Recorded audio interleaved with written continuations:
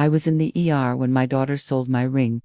It was a gold oval band with 3 small garnets, the kind of red you only see in old velvet or blood under sunlight. It wasn't extravagant, just mine, worn smooth on the underside from years of dishes, garden, soil, and winters spent rubbing salve onto my husband's cracked knuckles. That ring lived through everything with me.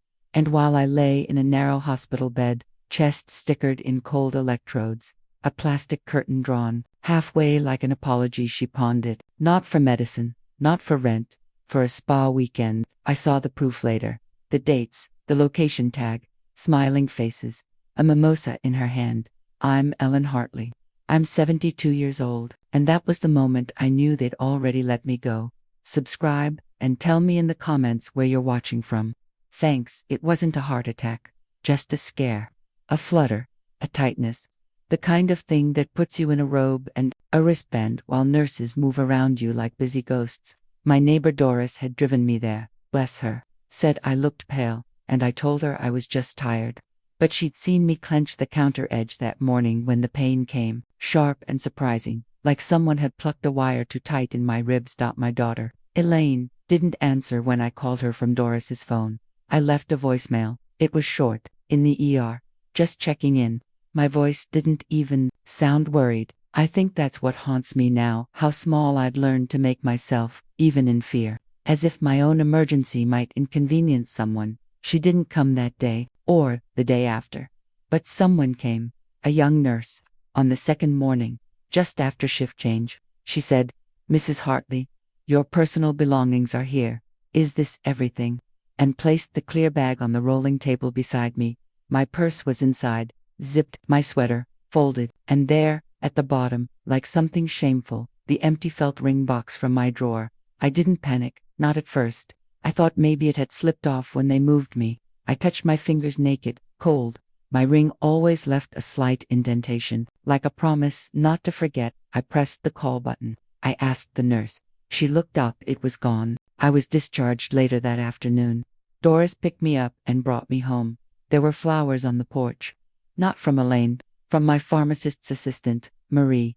I don't even think she knows my last name. The card just said, "Hope you're okay, Miss Ellen. You looked tired this week.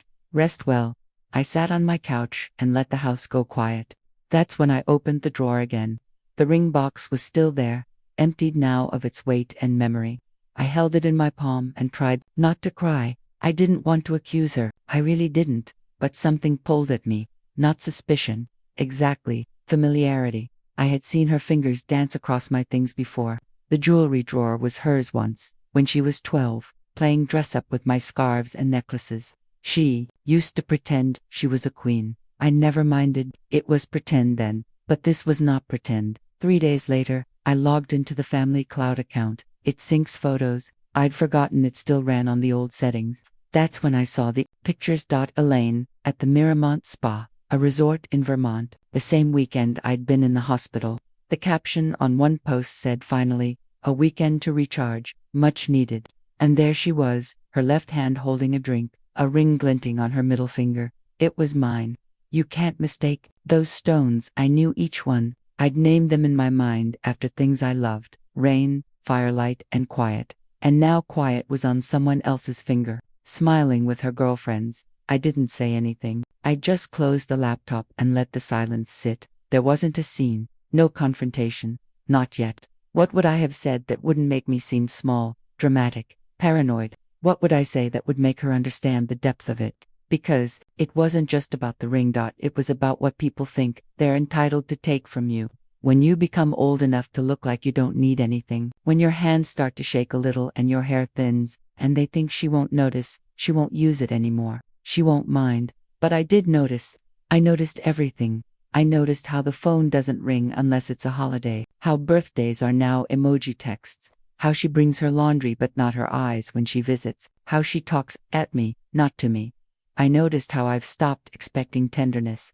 And in that moment, in that quiet house, I felt something in me settled like dust. I didn't cry.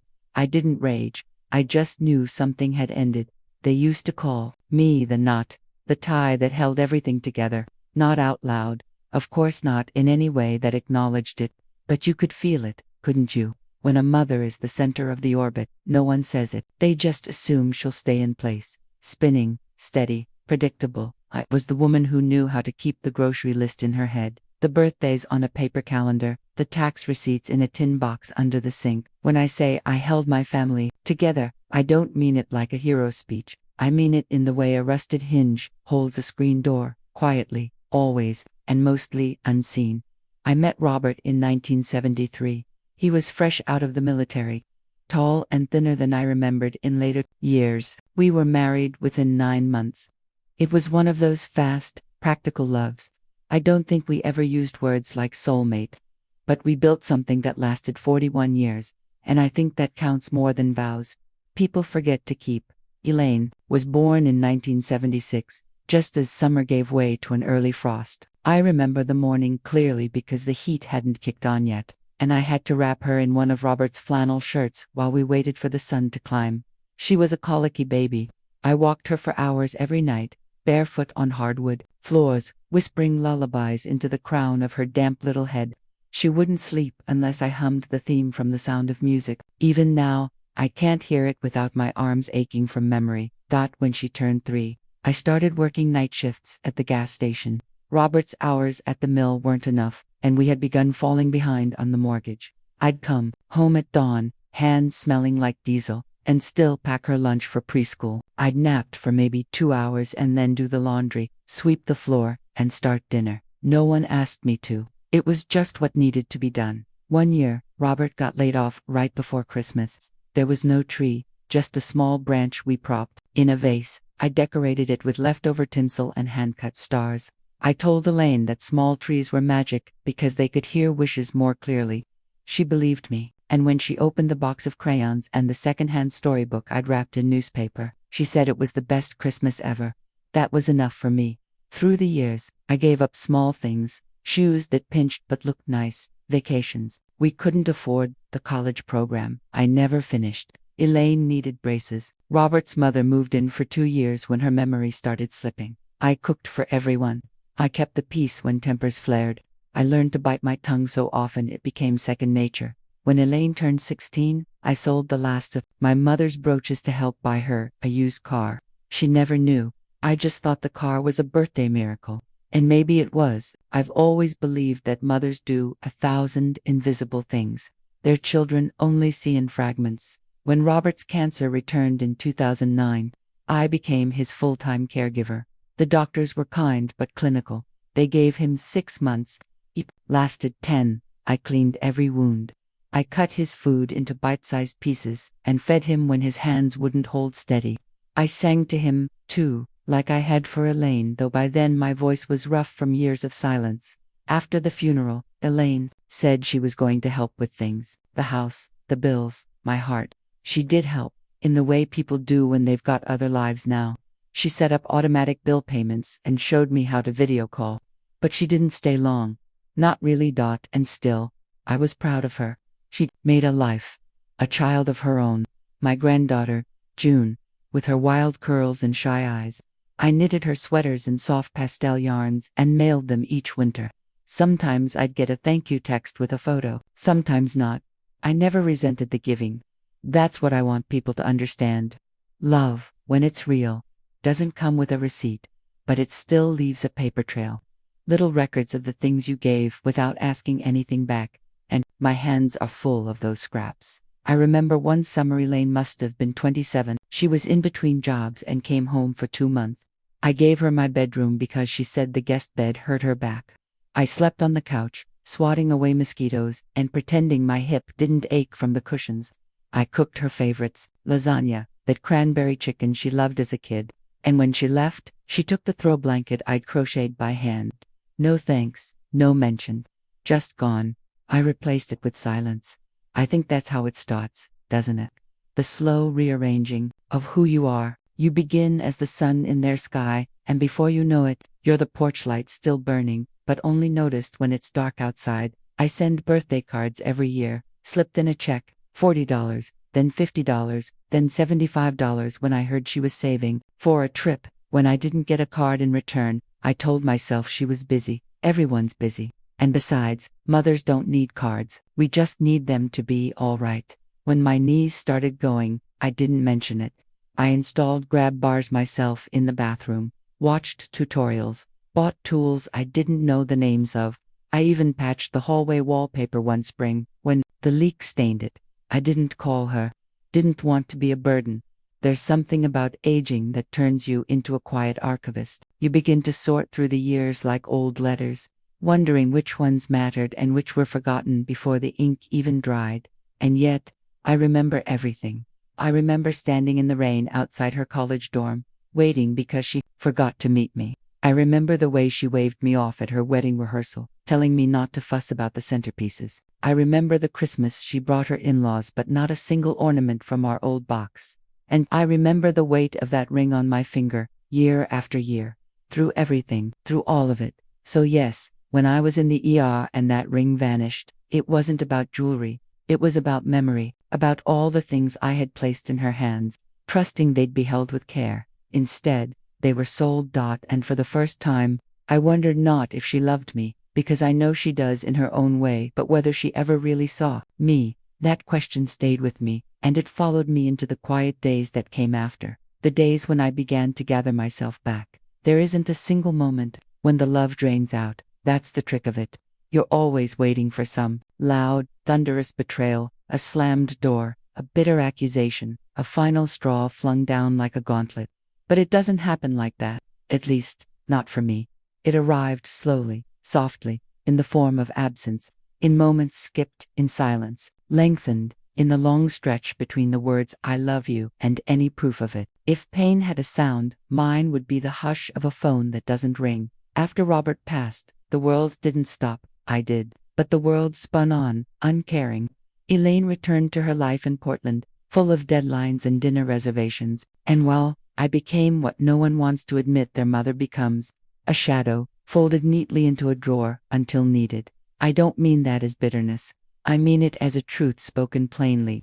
That first winter alone was the worst. January felt like a punishment. The house was cold in ways even the heater couldn't fix. I'd sit in Robert's old chair with a mug of tea that cooled before I remembered to sip it. The TV played shows I didn't care for.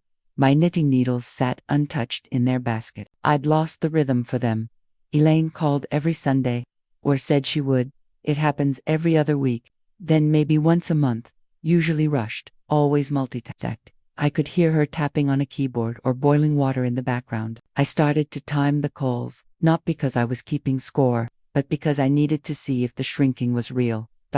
7 minutes, 4, 3.5, I'd hang up and stare at the wall, wondering what I'd said wrong to make her rush away. Like that, holidays became performances. She'd bring June, my sweet, hesitant grandbaby, who clung to her iPad more than my lap. They'd stay for 2 nights, maybe 3. The visits always came with boundaries now, dietary restrictions, nap schedules, early flights. She no longer asked for my cranberry stuffing recipe. She brought quinoa salad and kale chips in plastic tubs, and I cooked it all anyway, just in case. One Thanksgiving, she arrived with matching sweaters for her and June. They posed for photos in front of the fireplace. I offered to take one of all 3 of us, and she smiled thinly and said, "Maybe later." There was no later. That photo sat on her mantle for a year. Just the 2 of them, glowing in coordinated beige. My living room is behind them. My hands are never visible. I began noticing other things. The way she would correct me gently but firmly when I spoke. "It's not called that anymore, Mom. We don't say that now. That's kind of outdated thinking." I would nod, ashamed of my own vocabulary, as if the words I'd carried all my life had expired without notice. Sometimes I'd try to share a story from the past, something small, something sweet. She'd smile and glance at her phone. "Yeah, I remember that," she'd say, though I could tell she didn't, or didn't care to. I stopped telling stories after a while. Even June began to echo her. "Grandma, that's weird," she once said when I gave her a locket from my old jewelry box. "Nobody wears stuff like that. It was just a trinket, nothing expensive. But I'd worn it to my high school graduation. I'd touched it the day Robert proposed. I remembered June opened it, wrinkled her nose, and placed it back on the table like it might stain her fingers. I said nothing. I smiled, as grandmothers are expected to do. And yet, despite it all, I kept giving. I mailed care packages, paid for June's ballet lessons one spring when Elaine said money was tight. I offered to fly out for her school recital, but Elaine said, "It'll be streamed, you don't have to make the trip," as if wanting to be there in person was selfish. I watched the recital alone on my laptop.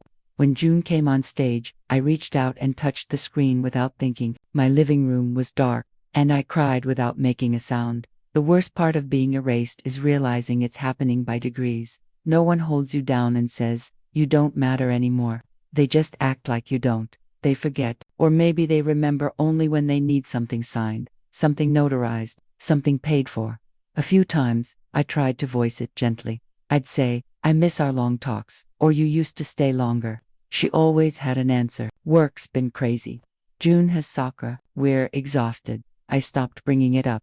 And somewhere in those years, I stopped being Ellen and started being Mom, in that tone that's half patient, half annoyed, as if my entire being had become an obligation, a calendar event slotted. Between errands, I joined a knitting group at the library, but I was the quiet one. Most of them had busy households, noisy lives. They talked about grandkids visiting, holidays with chaos. I smiled and nodded, even when I had nothing to contribute. You don't want to be the woman who says, "No one's coming for me this Christmas." I walked the aisles at the grocery store slower than I used to. Sometimes I lingered in the tea section just to hear the soft music and feel part of something.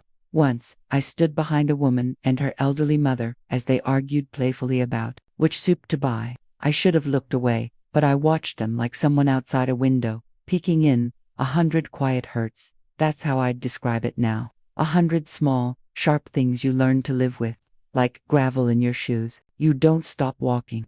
You just adjust your stride. And I adjusted. I grew quieter, smaller. I learned how to make my loneliness decorative, polite, something people wouldn't trip over if they visited, which of course they rarely did. By the time the ring disappeared, I had long since stopped expecting anything back. That's what made it worse. Not the theft itself, but the confirmation that I was no longer seen as someone sacred. I had become a collection of resources, a house, a couch, a ring dot, and if the next thing to go was me, I wondered if anyone would even notice. But I did, and that noticing became the beginning of something else, something I didn't yet have words for. Not yet. I've come to believe that some betrayals don't break you because they're loud or sudden. They break you because they come after you've already bent for so long, in so many directions, that your shape becomes unfamiliar even to yourself. And when that final act lands, it doesn't come like lightning. It comes like a quiet click behind your ribs, a lock turning, a door closing from the inside. The ring was one thing. It hurts, yes, but it was a bruise, a sting, a warning. What came next was the break. It happened 5 weeks after my hospital stay.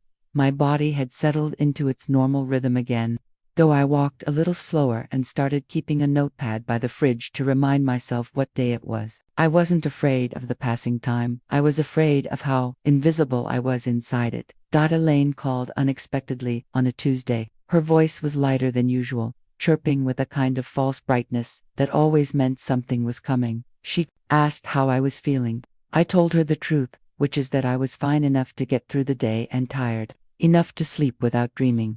Then she said she and Darren had been talking about the future.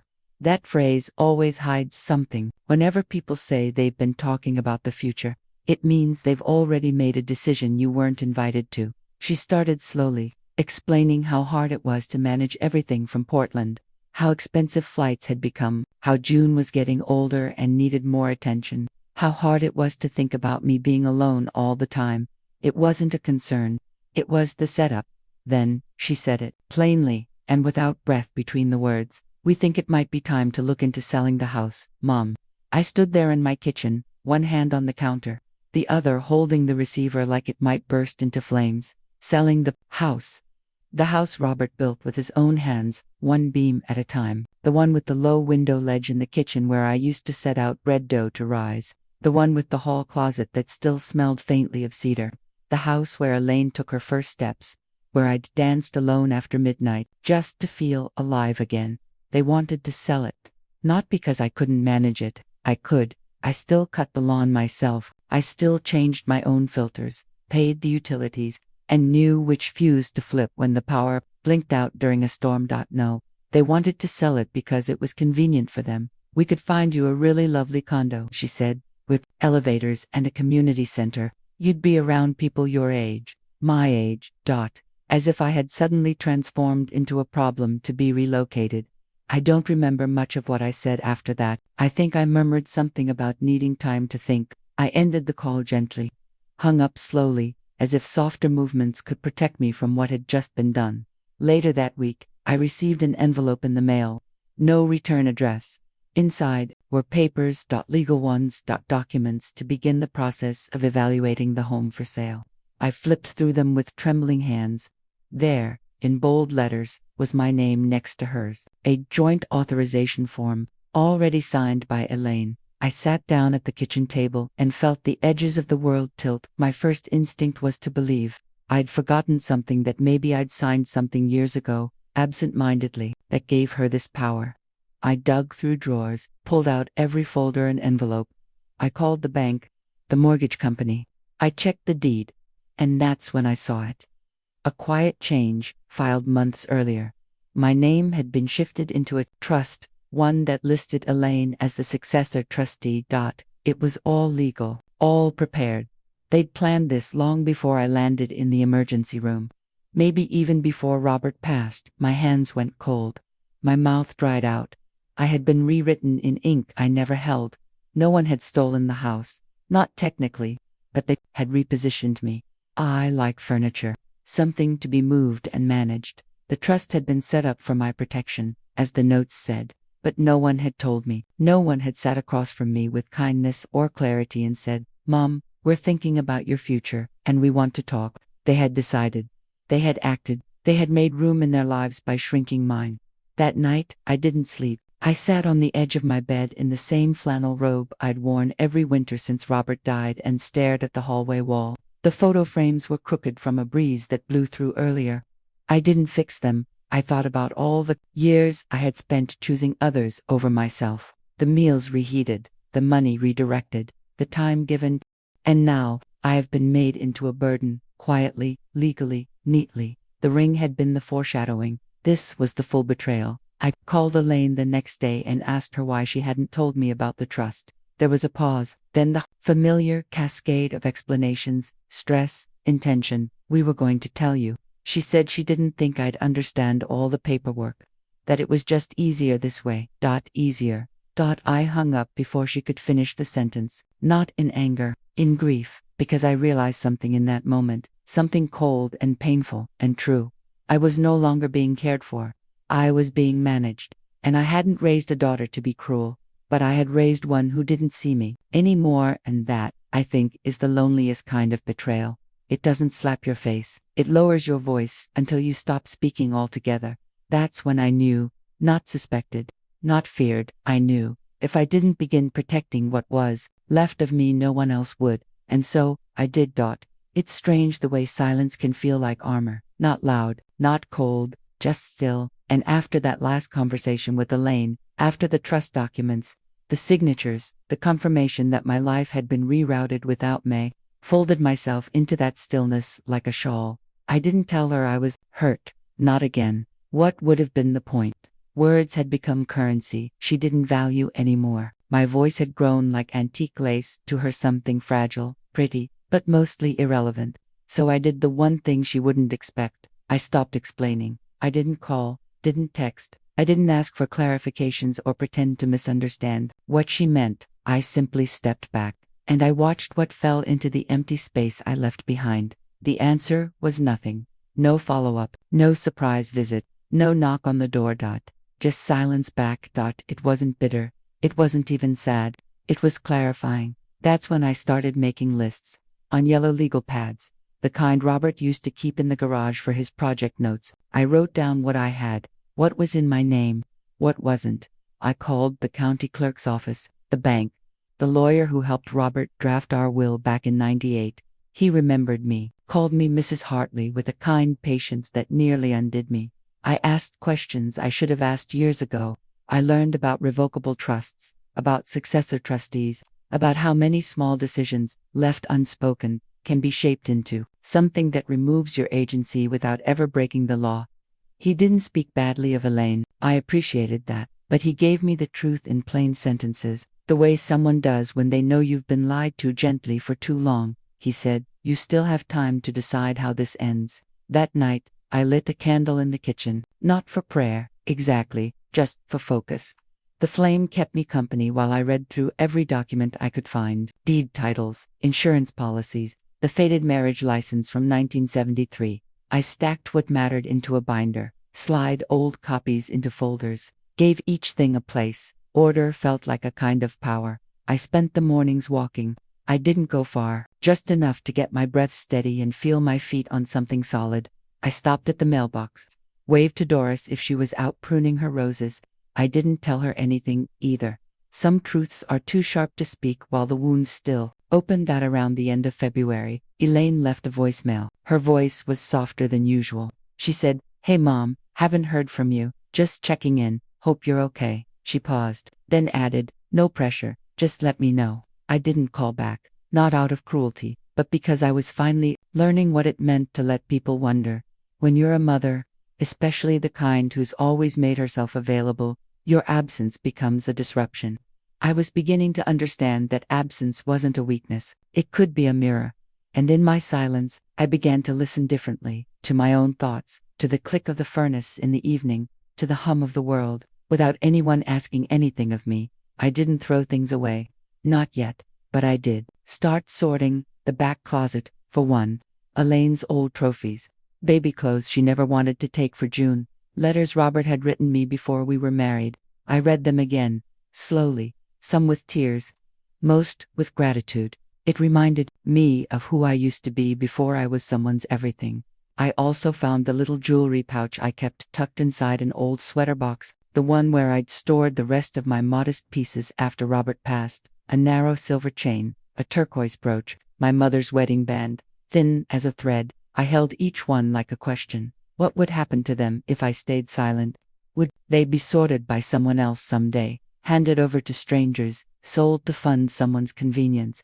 I placed them in a different box, one with a key, and I kept that key on a string I wore under my shirt. I was learning how to protect again, not others, myself. A week later, I drove out to a lawyer's office in the next town over.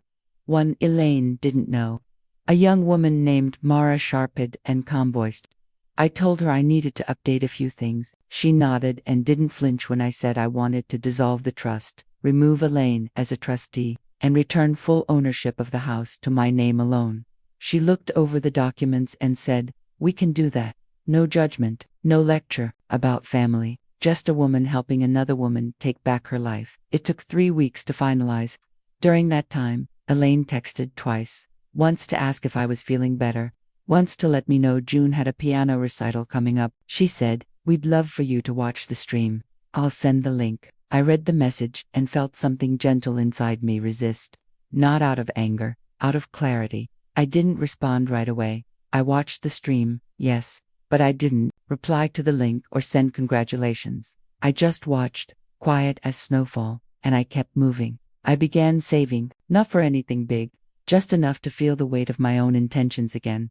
I canceled subscriptions I didn't use, cut corners in the grocery store, sold a few old tools from the garage that Robert would have wanted passed along to someone who'd use them, and I told no one, not because I was planning some revenge, but because I was building a silence that belonged to me.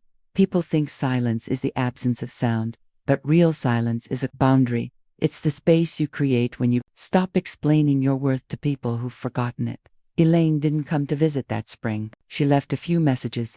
I listened to each one. Her voice always started casual, then drifted toward concern, then curled at the edges with guilt. She didn't know what I knew yet. She hadn't noticed that I'd stepped out of the frame, but she would, eventually. Silence speaks, and mine was just beginning. When I say I moved differently, I don't mean I packed my bags and left in the middle of the night. I mean the kind of movement that happens inside you first. The subtle but permanent shift that realigns something you hadn't realized was bent. You carry yourself differently. You look people in the eye longer. You stop apologizing when you say no. For the first time in a long time, I belonged to myself. The silence had done its work. It gave me room. And in that room, I started walking in a direction I hadn't dared to face in years. I began with small things, waking early and letting the sunlight reach me before the noise of the world did. I stopped watching the news first thing in the morning. I turned on old jazz records instead, let the clarinet fill the kitchen while I made oatmeal and sliced apples like I used to when Robert was still alive. I sat with my coffee in both hands and didn't rush. Some mornings, I wrote letters I didn't send. To Elaine. To myself, at 39. To Robert, mostly, not out of grief, but because saying things to someone who can't answer lets you tell the truth without interruption. I started volunteering 2 towns over, at a place that packs meals for homebound seniors. The irony didn't escape me that I was helping people whose children had likely forgotten them too. The coordinator was a woman named Sherry, kind, mid-50s, soft eyes. She didn't ask questions. When I said I just wanted to help and didn't care about the social hour, she paired me with a retired teacher named Lorna, who reminded me of a pinnacle, tough, textured, and full of secrets. We packed meal trays side by side every Thursday. Chicken and rice, green beans, apple slices in plastic wrap. We didn't talk much, which I appreciated. People always assume that when you're older, you're desperate to be heard. Sometimes it's the opposite. Sometimes you just want to exist around others without being explained.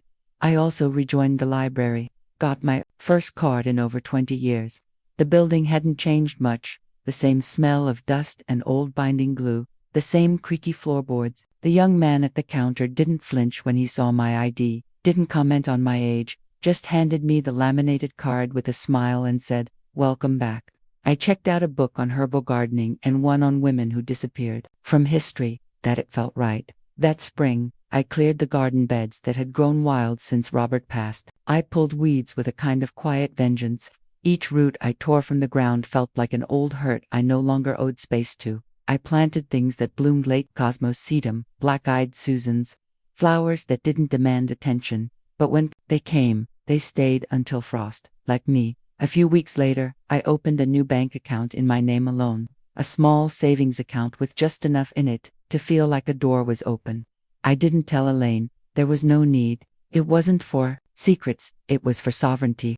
Around that same time, I met a woman named Marianne. We bumped into each other at the hardware store. Literally, I was looking at curtain rods, and she dropped a pack of screws near my feet. We both reached down, and by the time we stood up, we were smiling like old friends. She wore a denim shirt with paint smudges on the sleeves and had hair like wild hay. She told me she'd just bought a fixer-upper cottage by the river and was learning how to hang things without swearing. I laughed, which surprised me. We started seeing each other every Sunday after that. Not planned, just slow walks, shared scones, conversations that were sometimes deep and sometimes just about what the clouds looked like that day. She never asked about my family. Not once, and I found that I trusted her more because of it. There was a stillness between us I hadn't felt in years. One Sunday, we sat on a bench overlooking the old railway path, sipping iced tea from a thermos she carried in her canvas bag. She looked out over the trees and said, "I used to think being alone meant I'd failed somehow, but now I think it means I get to choose what comes next." I nodded, because yes, that's what I had been learning too. Not through anger. Not through declarations, but through choice. I chose what to keep. I chose what to give away. I found the ring, the garnet one that Elaine had sold. I'd tracked it down through a third-party listing. The woman who bought it had worn it to a book club. When I reached out to her gently, she offered to return it for the price she'd paid. I sent the money with a note that said nothing more than thank you. It arrived in a padded envelope one Thursday morning, wrapped in soft cloth. When I held it again, I didn't cry. I simply put it on, not as a symbol of loss, but of return. I wore it for one full day, and then placed it in a wooden box with the rest of the jewelry, the one I'd started locking. I didn't need it on my hand anymore, but I needed to know it was mine again. Elaine called again that weekend, left a voicemail, said June missed me, said they were planning to visit this summer, if things calmed down. I listened. Then I deleted the message, not because I didn't want to see them, but because I wanted to choose when and how I saw them. No more surprise visits, no more expectations pressed into invitations I didn't extend. This time, I would set the terms. I wasn't moving away. I wasn't disappearing. I was just no longer waiting. And I realized something Marianne had helped me name. You don't have to run to reclaim your life. You just have to stop giving the best of it to people who only remember you when they need something. I moved differently after that, quieter, stronger, full of an interior rhythm that had nothing to do with guilt, and, for the first time in a long time, I wasn't surviving my days. I was living with them. In my own way, on my own time. People think absence is silence, but at ISN single quotes. Absence makes noise, just a different kind. It echoes in the empty chair, in the unanswered message, in the photo missing from the holiday table, and sooner or later, that absence speaks louder than any words you could have shouted. Didn't make a scene when I pulled back. That's not who I am.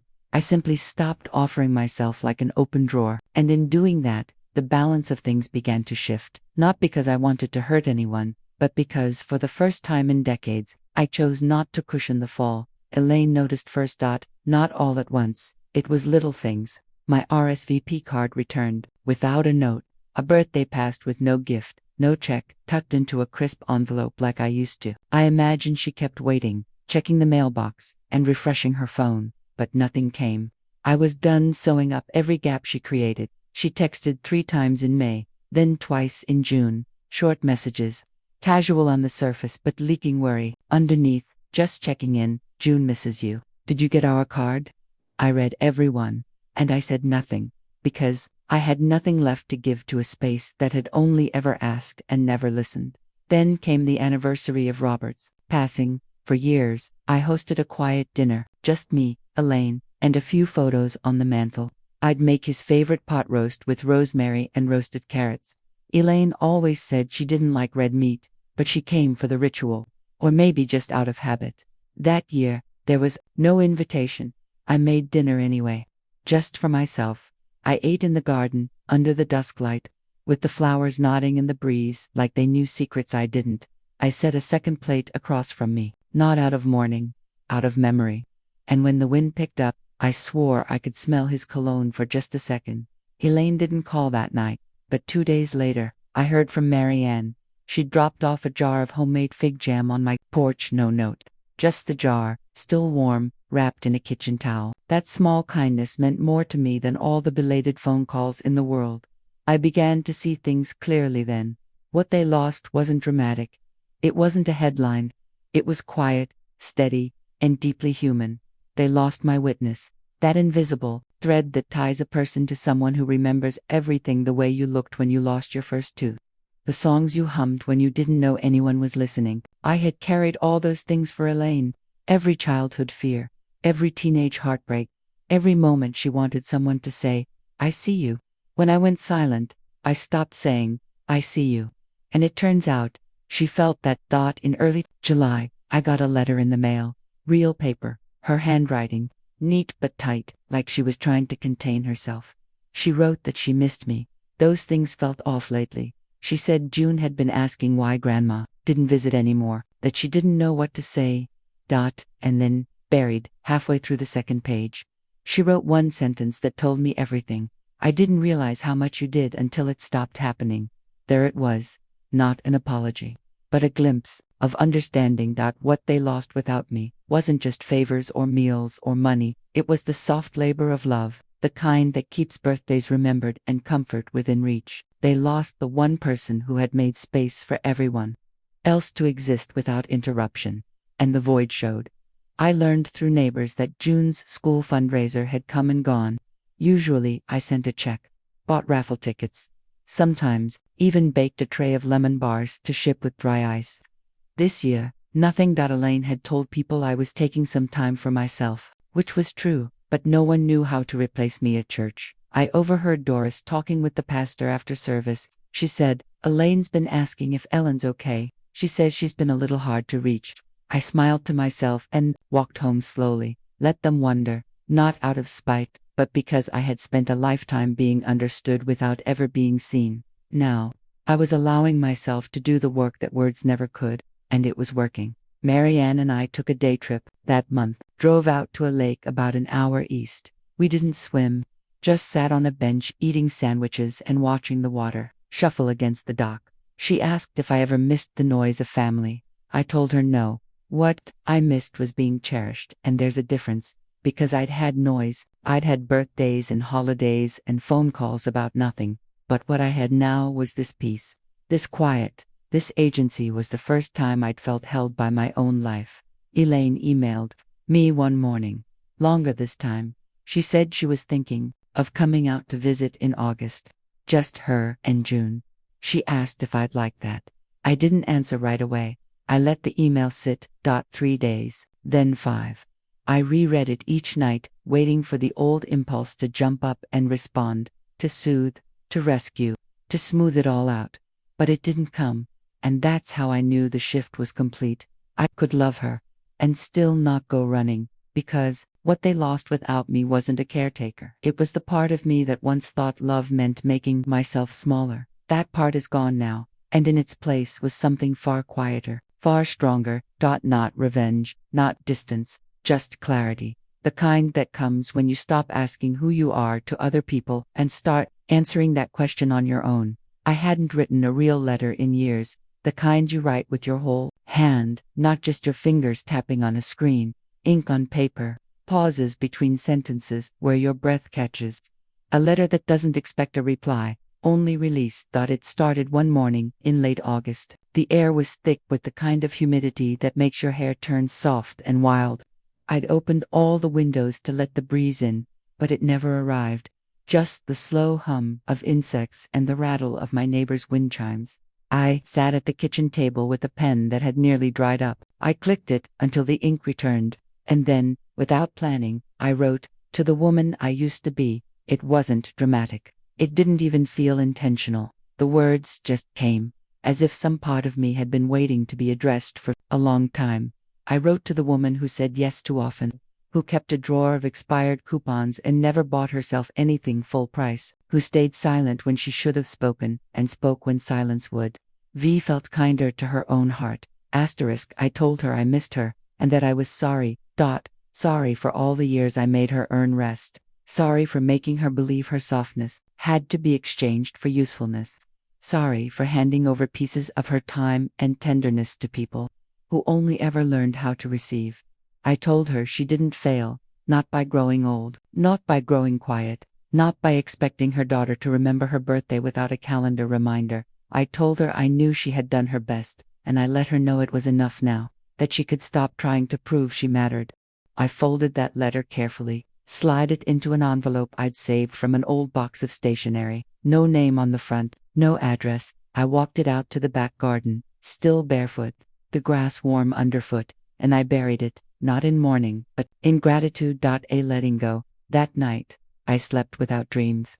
Just deep, steady, quiet. In the morning, I brewed my tea and opened the curtains. The garden was beginning to brown at the edges, touched by the slow crawl of early September. The flowers had begun to lean, not wilted, just tired. It was kind of tiring that day. I wrote another letter, this one to Elaine. I didn't plan to send it, and I still haven't, but I needed to say it. Elaine, I wrote, you were once the reason I ran toward the fire. Every scraped knee, every tear, every bad dream I came running. It was my joy, my duty, my love. I paused, but somewhere along the way, you forgot that I, too, was a person, not just a mother, a woman, a full life. I told her about the ring. I told her I knew it was gone before I found out how. And then I told her it wasn't about the ring at all. It was about the casual way you decided what I no longer needed, as if my age had turned me into a collection of useful parts. I wrote about trust, about the house, about how it felt to read my name next to hers. In ink I didn't write. And then I wrote the sentence I hadn't known I needed. I forgive you, but I do not forget. I explained what I had learned. Those boundaries are not cruel, that absence is not abandonment, that stepping back was the most loving thing I could do for both of us, because love without clarity becomes an obligation, and I didn't want to live in obligation anymore. I folded that letter I placed it in the same box where I kept my father's pocket watch, Robert's wedding band, and a photo of Elaine at 5 years old, holding a paper crown on her head, smiling like nothing in the world could go wrong. I didn't cry. I am past that now. Writing those letters didn't heal me because healing isn't a clean line. It's a thread you follow through the woods until you realize you've already stepped into the clearing. I began journaling again after that, not every day, just enough to hear myself in ink. I wrote poems about tea kettles and dandelions, and the way the light hit the hallway at 3:15 each afternoon. I wrote about Marianne's laugh, about the shape of silence, about the gift of waking without dread. One morning, I found a small box on my porch, no name. Inside was a polished stone, garnet, like the one in my ring, smooth and deep red, like dried berries in sunlight. There was a folded note. It said, "You are still seen." No signature. I pressed the stone to my palm and held it there for a long time. I don't know who left it. Marianne swore it wasn't her. Maybe it was Lorna. Maybe it was no one I knew. Or maybe it was the world, trying to make amends. That evening, I walked to the lake alone, sat on the bench where Marianne and I often talked. I took out the stone and the letter to myself, now creased and a little worn from being reread, and I said thank you to the wind, to the darkening sky, to the version of me that had waited all those years to be chosen by her own hand. I didn't need the ring back. I didn't need Elaine's apology. I didn't need a call, or a visit, or a ceremony. What I needed was what I'd finally made, a place inside myself where I could live without shrinking. And in that place, I left the stone, right there on the bench, for the next woman, who might come sit there, for the next version of me, and maybe she'll pick it up, or maybe she won't. But I'll know I left something behind that was mine to give. My life is quiet now, not the kind of quiet that aches, not the silence of waiting for a phone to ring, or of rooms hollowed out by absence. This quiet is different, chosen, made, not endured. And I think that's what makes it enough. Most mornings, I rise with the sun. I open the curtains and let the light spill into the kitchen. It hits the floorboards in long golden ribbons that move with the hours. Sometimes I follow them from room to room, like a cat chasing warmth. I make tea, always the same blend of chamomile, ginger, and a hint of honey. I sip slowly. I used to rush through breakfast, always thinking of someone else's need. Now, let my mornings stretch. I sit on the porch with a worn-out novel or a crossword puzzle I only half complete. There's no one to impress, just me. The garden has taken on its own rhythm. The cosmos are nearly finished blooming, and the sedum has turned a dusky rose. I like to walk its edges with shears in my apron pocket, trimming just enough to make small bouquets for the kitchen. Table, nothing too perfect, just enough to remind me that things still grow. Marianne comes by on Saturdays. We don't schedule it, she just knows. Sometimes we go for a drive. Other times we sit in the backyard with cold lemonade and let the afternoon settle round us like a soft blanket. We talk about ordinary things, the price of tomatoes, the birds that keep nesting in my porch awning, how her porch light has started flickering again. It's simple and sacred and real. Elaine hasn't visited yet. She sent one more letter in October, said she understood if I needed more time, but that she hoped we could talk before the year ended. She didn't ask for anything. She said she just wanted to listen. I haven't written back, not because I'm angry. I'm not anymore. I'm simply not in a hurry. You spend a lifetime in response, putting out fires, stitching up feelings, softening your tone so someone else can stay comfortable. You forget there's a world outside that loop. I have stepped out of the loop now. Some days, I take the long way to the market, past the elementary school with the faded jungle gym. I watch the children run, their laughter carrying across the fence like a language I used to speak. I don't linger, just long enough to remember that joy doesn't need a reason. There's a boy at the corner store who knows my name now, calls me Miss Ellen, and always double bags my produce without asking. He says his grandmother raised him. I believe it. I like that people here don't need my history to treat me kindly. They just let me be. I've started painting again, though I don't tell anyone, just small canvases. Simple things, a bowl of pears, a single chair, my own hands. They're not good paintings, but they're honest. And maybe that's enough. The truth is, I don't want everything back. Not the years I spent holding everything together. Not the places where I let myself disappear for the comfort of others. Not the versions of me that smiled through the ache just to keep the peace. They were necessary, but they are done now. Now, my life is measured in slow minutes, warm light, the satisfaction of an evening walk with no destination. It is enough to water the garden, to return my books on time, to sit on a bench and let the air move through me without resistance. Sometimes I get letters from June, just a few lines. Her handwriting is still large and uneven. She tells me about her cat, about school, about how she tried to bake muffins and forgot the sugar. I write to her back, always. Never about the past. Just about how the flowers are doing, or how proud I am of her, or how sometimes the moon looks so full you'd think it might spill. She doesn't mention Elaine much. I think she's learning how to love in her own way, without instruction. That makes me proud. 2. Doris comes by once a week. We sit in the front room and play cards. She never asks about my daughter, just pours the tea and shuffles the deck like we've been doing this for 50 years. I like that about her. She knows how to be with someone without asking for the story. And as for Marianne, well, she's a soft place. We don't define anything. We don't need to. Some people arrive in your life not to fix it, but to witness it with care. And sometimes, that's all you really need. There are still moments, of course, moments when I see a mother and daughter laughing in the grocery aisle, and I feel a flicker of something, not regret exactly, but a tenderness that rises and falls before I can name it. But I don't chase it, I let it pass. The way you let wind ruffle your sleeves without asking where it came from. Because I've learned something vital in all this. Stillness. You can't make someone see you by standing in front of them louder. You make yourself seen by standing in front of a mirror and recognizing who's there. And I do now. I see myself fully, not as a mother, or a wife, or a giver, but as a woman who survived every quiet betrayal and still softness where bitterness could have bloomed. I walk through my days like someone who knows the ground beneath her feet belongs to her. Not borrowed, not promised, just hers, and that's enough. It is more than enough. I wasn't angry. I was finally empty, and that was beautiful.